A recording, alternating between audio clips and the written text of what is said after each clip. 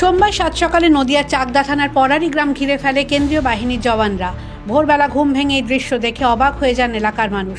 পরে তারা জানতে পারেন গ্রামের বাসিন্দা বিপ্লব সরকার ও বিপুল সরকারের বাড়িতে হানা দিয়েছে ইডির একটি দল।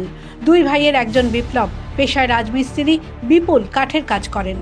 সূত্রের খবর, সম্প্রতি পাকিস্তানি নাগরিক আজাদ মল্লিককে জাল পাসপোর্ট মামলায় গ্রেফতার করে কেন্দ্রীয় তদন্তকারীরা। আজাদের জেরা চলাকালীন উঠে আসে উত্তর 24 পরগনা ও নদিয়ার গেদে সীমান্তের একাধিক সংযোগের তথ্য। এরপর নদিয়ার শিবপুর থেকে ইন্দুভূষণ হালদার নামে এক ব্যক্তিকে গ্রেফতার করা হয়। চাকদহে তার একটি সাইবার ক্যাফে ছিল, সেখান থেকেই একের পর এক জাল পাসপোর্ট তৈরি হতো বলে অভিযোগ। ইডি সূত্রের খবর, এখনো পর্যন্ত 300-রও বেশি জাল পাসপোর্ট উদ্ধার হয়েছে। আজাদের পাসপোর্টও নাকি ইন্দুভূষণই রিনিউ করে দিয়েছিল। তদন্তে জানা গেছে ইন্দুভূষণের সঙ্গে ঘনিষ্ঠ যোগাযোগ ছিল চাকদার বিপ্লব সরকারের।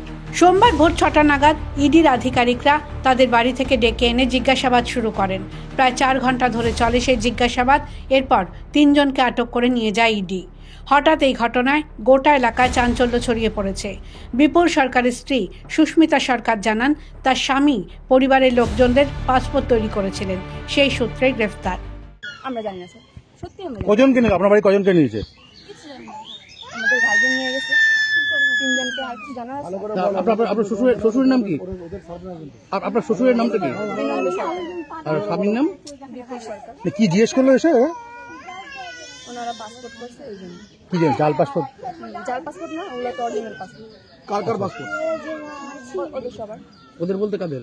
আমার যা ভাসে, ছেলে মেয়ে, ওদের সবার। আপনার স্বামীরও? না, আমার স্বামী নেই।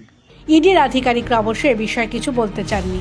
নদিয়া থেকে কাজল বসাকের রিপোর্ট, দ্য ওয়াল।